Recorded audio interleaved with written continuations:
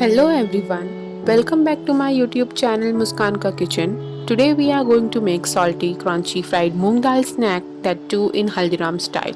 So let's start our recipe. Soak 250 grams moong dal in enough water for 5 hours or overnight for perfect texture. Add 1 teaspoon baking soda. Adding some baking soda while soaking makes dal perfectly crispy and gives it the desired texture. So I would recommend using it in this recipe. After soaking, make sure to drain off the dal water completely. Place them on a big muslin cloth and pat it with another muslin cloth over it.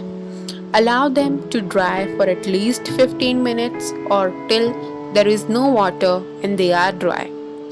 Dal might burst in the oil while frying if there is any moisture left. Also, they won't turn crisp. Now heat vegetable oil or frying oil in a wok over medium heat. Put some moong dal in wok and deep fry on a medium flame till it turns crisp and not brown. Don't forget to keep stirring the dal occasionally. This step would prevent dal from sticking. Drain on an absorbent paper. Dab another tissue paper on it to remove the excess oil. Sprinkle half tablespoon black pepper powder and 1 tablespoon salt on it when dal is slightly warm. Black pepper powder is totally optional. Toss well. Cool completely and use it as required. For storing, this moong dal namkeen can be stored in a clean airtight container for up to 3 months.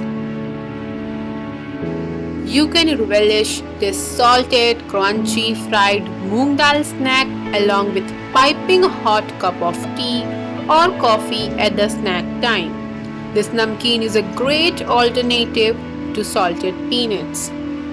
So make this namkeen this weekend, enjoy, and if you do make this namkeen recipe, make sure to leave a comment. And also don't forget to like, share and subscribe to my YouTube channel to get more such recipes on your feed. Thanks for watching. Bye bye.